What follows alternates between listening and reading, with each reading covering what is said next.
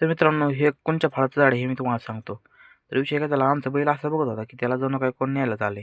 त्यानंतर मग गोठ्यापाशी गेलो, तर गोठ्यापाशी आमच्या 3 गाया बांधायच्या तशाच राहिलेल्या. मग त्या गाया मी बांधल्यानंतर मला आठवलं, की आज अंजीराचं बॉक्स घेऊन मला जायचंय. तर मी गाडीवर कॅरेज कॅरेज ठेवलं आणि जागेवर बॉक्स देऊन आलो. आणि त्यानंतर मग हे फळाचं झाडाचं नाव मला नाही माहिती, पण हे फळ मी लय वेळा खाल्लं. एवढं भारी लागतं. फक्त त्याला बारीक-बारीक काट असतात. मग त्यानंतर मग ते फळ खाल्लं आणि जागेवर गेलो मक्काच्या वावरात. आणि मग मका कापायला आलतो, तर मका कापायचा हत्यार बघा माझं येळा. मग त्यानंतर जागेवर मग मका कापली आणि आज मका नेण्यासाठी मला काय गाडीची गरज लागणार नव्हती. कारण की आज मकाच घराच्या जवळ कापायला चालू केली.